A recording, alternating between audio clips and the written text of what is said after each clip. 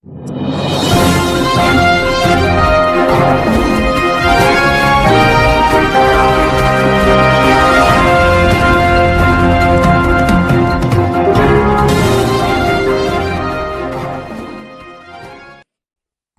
వార్తలకు స్వాగతం. ముందుగా ముఖ్యాంశాలు. డిప్యూటీ సీఎం బట్టి విక్రమార్క ప్రెస్ మీట్, పలు అంశాలపై వివరణ. Deputy CM Pawan Kalyan press meet, పలు అంశాలపై వివరణ. డిప్యూటీ సీఎం బట్టి విక్రమార్క ప్రెస్ మీట్ నిర్వహించారు. ఈ సందర్భంగా పలు అంశాలపై ఆయన మాట్లాడారు. రాష్ట్ర ప్రజల సొమ్ముని, ధనాన్ని ఏ రకంగా నష్టపోయేటట్టు చేశారో వీటిని చూస్తూ ఉంటే అర్థమవుతాం. ఇంకా మీరు మొదలుపెట్టించినటువంటి మిగతా ప్రాజెక్టుల పరిస్థితి ఎట్లా ఉన్నాయో,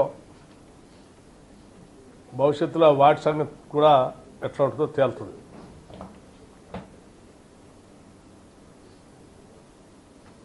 ఇంకా చాలా గొప్పగా ఒళ్ళు గగురు పొడిచే వీడియో కోసం క్యూఆర్ కోడ్ స్కాన్ చేయండి. ఒళ్ళు గగురు పొడిచే విధంగా ఈ కూలిపోయే గోడలను కట్టించి దాన్ని ఇంకా మళ్ళీ గొప్పగా మార్కెటింగ్ చేస్తూ కూలిపోయేదాన్ని ఎవరి మీదనో బురద జరగటం కోసం ప్రయత్నం చేస్తూ ఉన్నారు.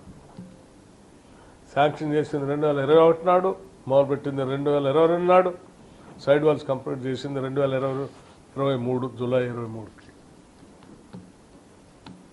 పీరియడ్ మొత్తం మీదేనే. దయచేసి ఇంకా నేను ఉన్నది లేనట్టు, లేనిది ఉన్నట్టు భ్రమలు సృష్టించి మీ తప్పిదాలని, మీరు చేసిన పాపాలను ఎవరి మీదనో రుద్ది దానికి ఇంకెవరినో వేరే రకమైనటువంటి వ్యక్తులుగా చిత్రీకరించడానికి మీరు చేసే ప్రయత్నం ఈ డేట్స్తో సహా నేను చెప్పాను. వీటి ద్వారా పూర్తిగా అవగతం అవుతూ ఉంది. ఇది రెండో అంశం. ఈ సుంకిసాల పైన ఇటువంటి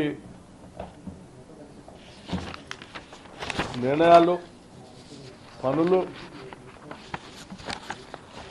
చేయటమే కాకుండా ఏదో పత్రిక చేతిలో ఉందని, సోషల్ మీడియా చేతిలో ఉందని, ఓ టీవీ ఛానల్ చేతిలో ఉందని ఆనాడు సంపాదించిన అక్రమ డబ్బంతా పెట్టి వీటన్నిటిని పెంచి పోషిస్తూ ఇటువంటి తప్పుడు కథనాలు రాసి ఇంకా ప్రజల్ని మభ్యపెట్టడం కోసం ప్రయత్నం చేస్తే, అంటే ఎవరి మీదనో తప్పుడు, ఇది ఎవరిదో పాపం అన్నట్టుగా తప్పుడు కథనాలు సృష్టించడానికి ప్రయత్నం చేస్తే తెలంగాణ ప్రజలు ఇప్పటికే చాలా గట్టిగా బుద్ధి చెప్పారు. ఇక భవిష్యత్తులో మిమ్మల్ని నెగవలేరు ఎక్కువ. దీన్ని చాలా తీవ్రంగా తీసుకుంటూ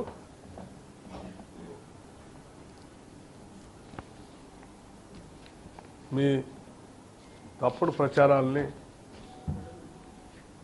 చాలా తీవ్రంగా కూడా ఖండిస్తాం.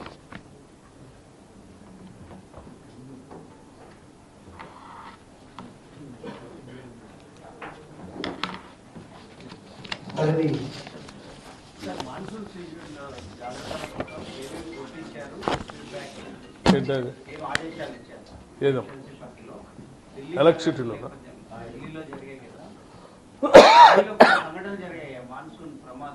ఎలక్ట్రిసిటీకి సంబంధించా, అండర్ గ్రౌండ్ వాటర్ సంబంధించా, వర్షం వచ్చినప్పుడు తీసుకోవాల్సిన చర్యలు వీటన్నిటికి సంబంధించి ఇప్పటికే హైడ్రా ఏర్పాటు చేసి, అలాగే పోలీస్ వ్యవస్థను కూడా గేరప్ చేసి జిహెచ్ఎంసీ అధికారులు అందరినీ కంబైన్డ్ ఒక యాక్షన్ ప్లాన్తో సిద్ధం గా ఉండాలి ప్రతి అంశాన్ని కూడా ఎదుర్కోవటానికి అని చెప్పి చాలా స్పష్టంగా ఇప్పటికే అసెంబ్లీ సమావేశాలు జరిగే రోజే రివ్యూ చేసి ముఖ్యమంత్రి గారు ఎవరి బాధ్యతలు వాళ్ళకు అప్పచెప్పడం కూడా జరిగిస్తున్నాయని ఎదుర్కోవడానికి ఈరోజు హైదరాబాద్ నగరానికి సంబంధించినటువంటి పాలనా యంత్రాంగం గీరప్ అయి సిద్ధంగా ఉంది, ఇంక్లూడింగ్ ఎలక్ట్రిసిటీ డిపార్ట్మెంట్తో సహా. Thank you. సుగ్గిసాలది మీరు ఆగస్టు 1కు అది పోలింగ్ అన్న వార్తలు వస్తున్నాయి, అది నిజమేనా? ఇప్పుడు దాని పరిస్థితి ఎట్లా ఉంది? ఇప్పుడు రిపోర్ట్ తెప్పించుకున్నారా? అది పూర్తిగా వరద వచ్చి లోపల నీళ్లలో సాగర్లో నీళ్ల లోపల ఉన్నటువంటిది ఇది డెడ్ స్టోరేజ్లో కట్టేది కాబట్టి పూర్తిగా ఫ్లడ్ వచ్చింది, మొత్తం మునిగిపోయాం. ఏం కనపడదు కూడా. ఎట్లా ఉంది అంటే చెప్తాను, నీళ్ళు తగ్గిన తర్వాత కానీ చూసి అది ఎలా ఉంది ఏం చేయాలనేది చర్యలు తీసుకుంటాం. జల విద్యుత్ ఉత్పత్తికి సంబంధించి ముందే బహుశా మీ అందరూ తెలిసే ఉంటుంది. నేను గతంలోనే శ్రీశైలం ఒక నెల రోజుల ముందే పోయి ఇంకా మాన్సూన్ స్టార్ట్ కాకముందే తీసుకోవాల్సిన చర్యలు చెప్పాల్సిన పనులన్నీ చెప్పేసి వచ్చేసాం. అయితే దీర్ఘకాలికంగా కొన్ని సంవత్సరాలుగా పెండింగ్ పెట్టేసి ఉంచినటువంటి కొన్ని కార్యకలాపాలు నెలల్లో పూర్తి చేసే కానీ కాకుండా మిగతా అన్ని కంప్లీట్ చేయమని చెప్పేసి తప్పనిసరిగా అండి అన్నిటి మీద దీని మీద తేలుస్తాం కదా. అధికారులు ఆల్రెడీ ఇప్పటికే అడిగాం, ఆ సంబంధించిన శాఖనే పూర్తి వివరాలని గవర్నమెంట్ సబ్మిట్ చేయమని చేస్తాం.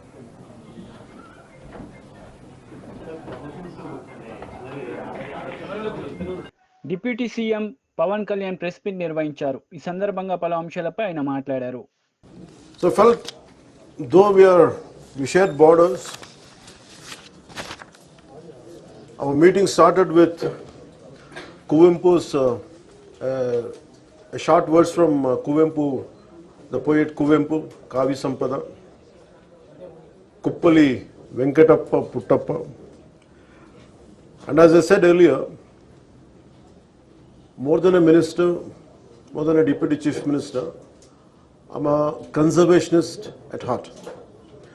So the moment I was preparing for this meeting, so my office gave me about a small poetic verse from Kuppali Venkatappa Puttappa, and it really invoked a great feeling in me.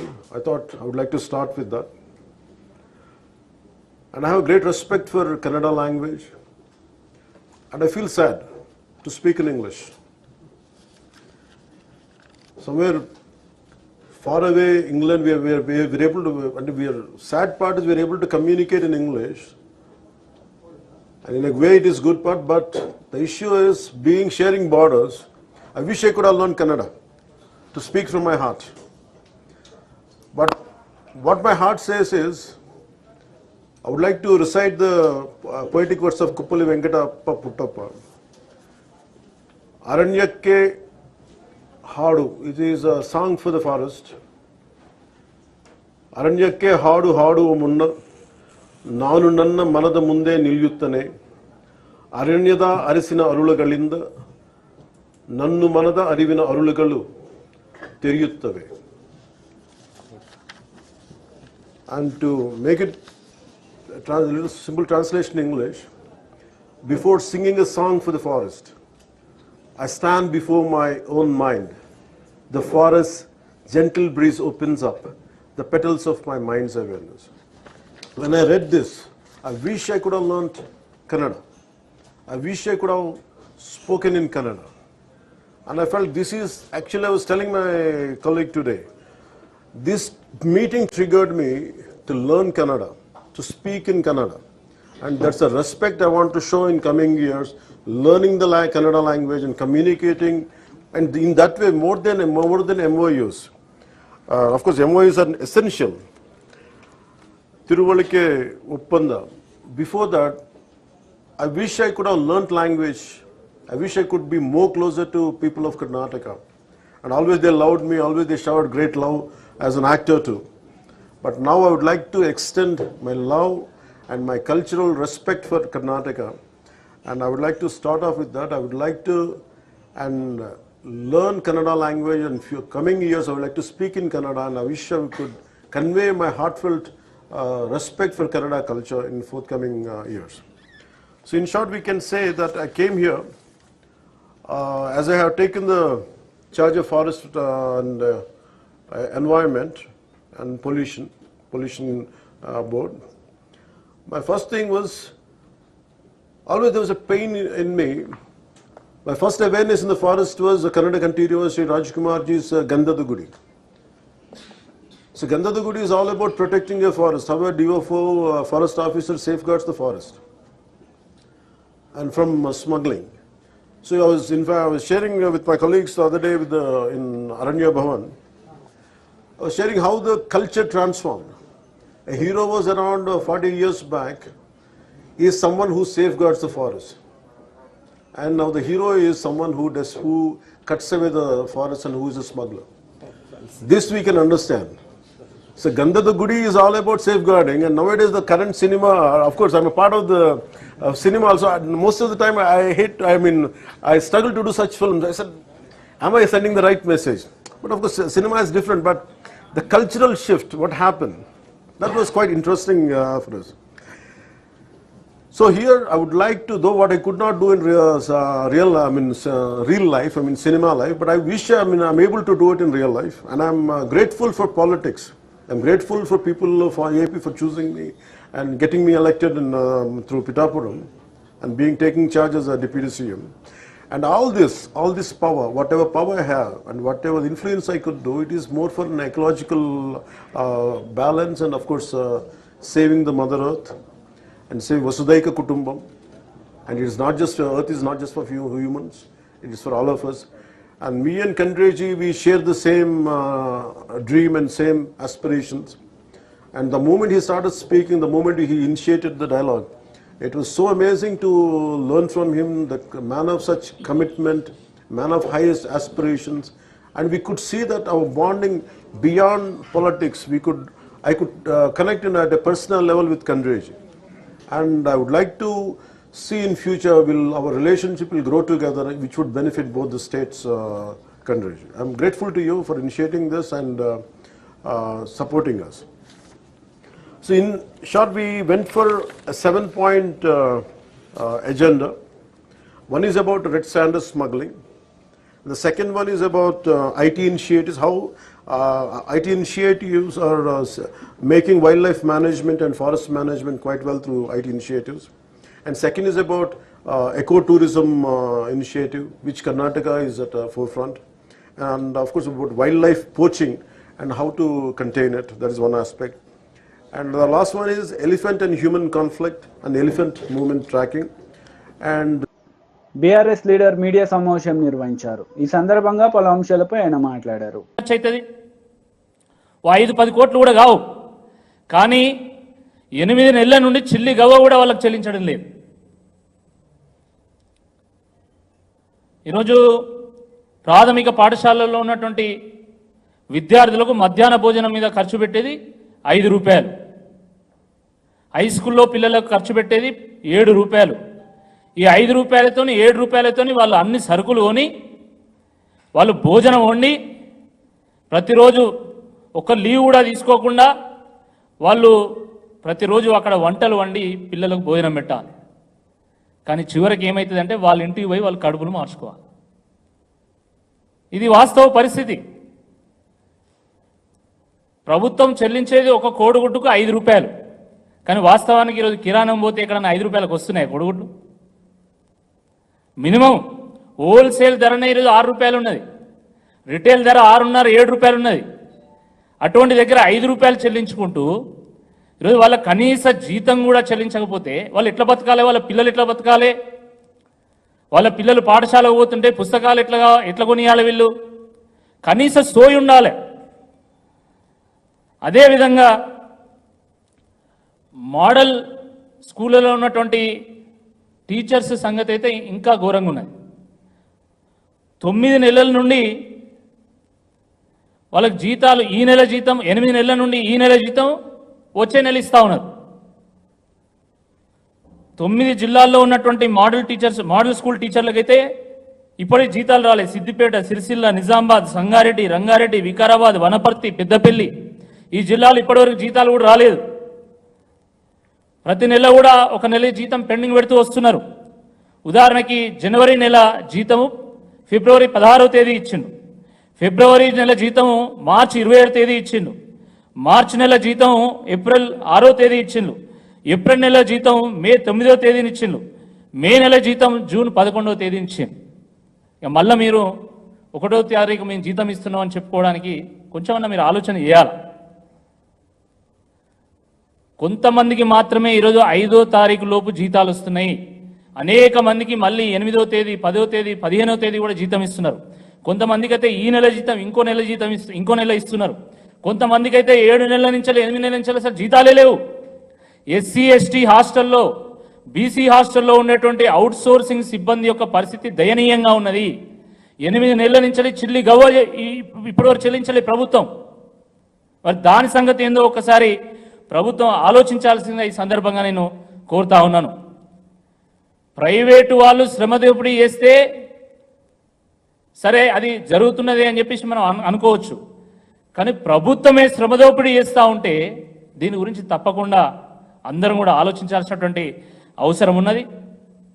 కనీస వేతనము చెల్లించాల్సినటువంటి బాధ్యత ప్రభుత్వం మీద ఉంటుందండి.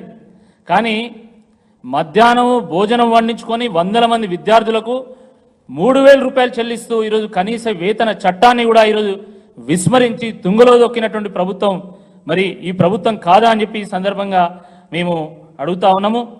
మరి అదేవిధంగా junior కళాశాలల్లో ఉన్నటువంటి 1654 మంది అధ్యాపకులు వాళ్ళు మా నెల జీతము 28,000 నుండి 42,000కు పెంచాలని చెప్పేసి వాళ్ళు ధర్నాలు చేస్తూ ఉన్నారు.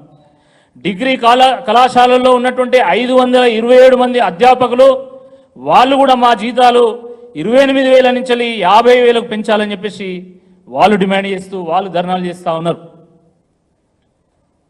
ఆశా వర్కర్ల సంగతి మనకు తెలిసిందే. గతంలో వాళ్ళకు 1వ తారీఖు 2వ తారీఖు జీతాలు వచ్చేటి. కానీ ఈరోజు ఆశా వర్కర్లకు 20వ తేదీ జీతం వస్తున్నది. 20వ తేదీ మాకు జీతం సరైనటువంటి సమయంలో చెల్లించాలి. అదేవిధంగా మరి కాంగ్రెస్ ప్రభుత్వం ఇచ్చినటువంటి హామీ నెల జీతం 18,000కు పెంచాలనేటువంటి హామీ ఏదైతుందో దాన్ని కూడా నెరవేర్చాలని చెప్పేసి ఇటీవలనే వాళ్ళు కోటిలో కమిషనర్ కార్యాలయం ముందు వాళ్ళు ధర్నా చేయడం కూడా జరిగింది. తర్వాత కమిషనర్ గారు వచ్చి స్వయంగా వారే వచ్చి మేము 18,000 రూపాయల మీ వేతనం హామీని మేము నెరవేరుస్తామని చెప్పేసి వాళ్ళు మాట ఇచ్చిన తర్వాత మాత్రమే మరి వాళ్ళు ఆ సమ్మెను విరమించాలనే వాస్తవాన్ని కూడా గ్రహించాల్సిందే ఈ సందర్భంగా నేను గుర్తు చేస్తా ఉన్నాను. ప్రభుత్వం ఆలోచించాలా.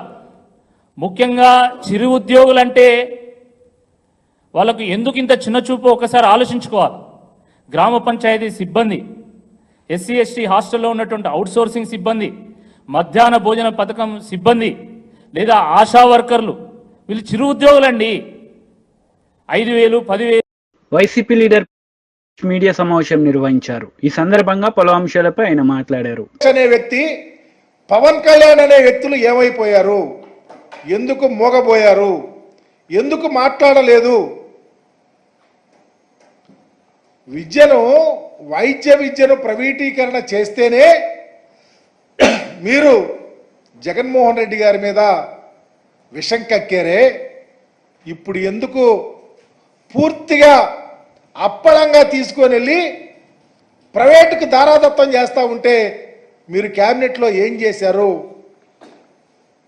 తెలియపరచాలని చెప్పేసి అడుగుతా ఉన్నా.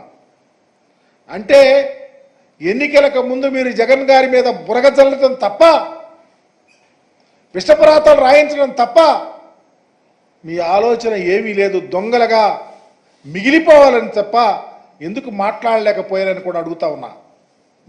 ఒక అడుగు ముందుకేస్తే మీరు చాలా అన్నారు, మేము అధికారంలోకి వస్తే ఈ జీవోలన్నీ క్యాన్సిల్ చేస్తాం, ఈ జీవోలన్నీ రద్దు చేసి మరలా పేద ప్రజలకు అందిస్తాను ఆ సీట్లని చెప్పారు.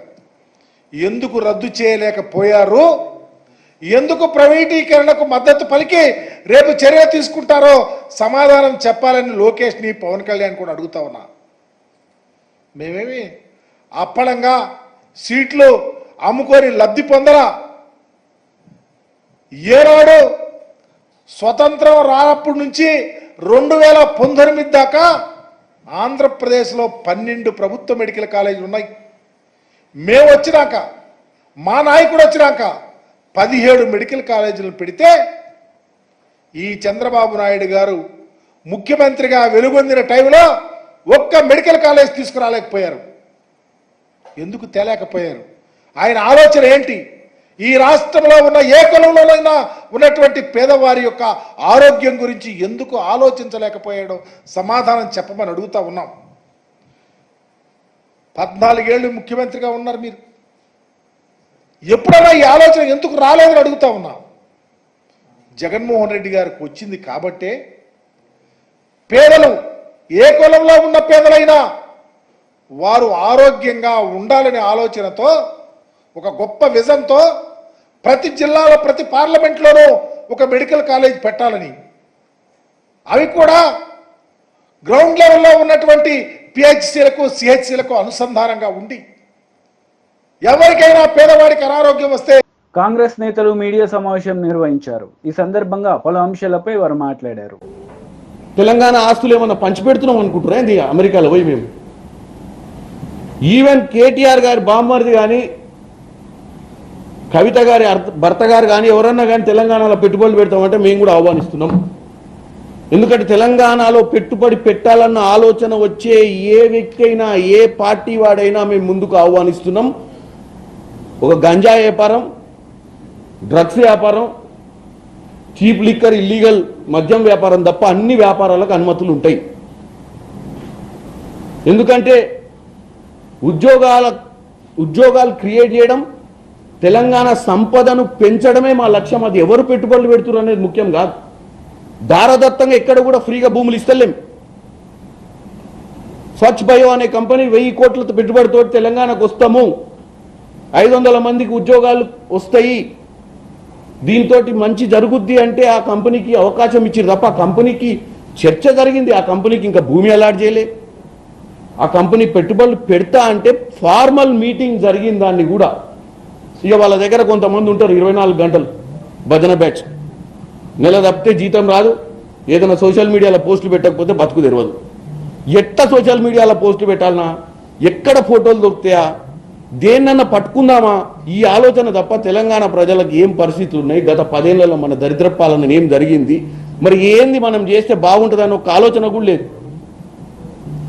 ఈరోజు రేవంత్ రెడ్డి గారి పర్యటనల ముఖ్యంగా మీ అందరు రోజు పేపర్లలో చూస్తున్నారు, దగ్గర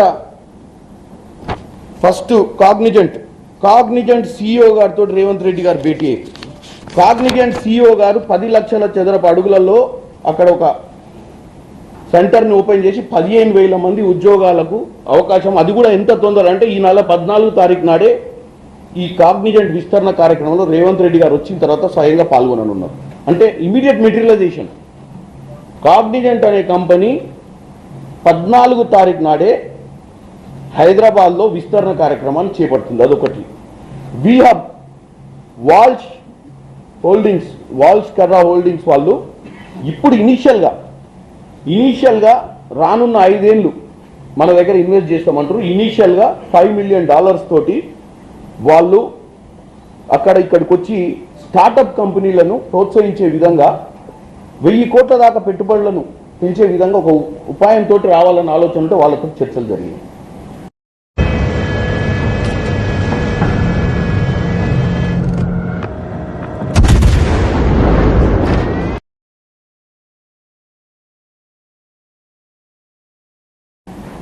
హైదరాబాద్లో టీడీపీ లీడర్ మీడియా సమావేశం నిర్వహించారు. ఈ సందర్భంగా పలు అంశాలపై ఆయన మాట్లాడారు. ఏదైతే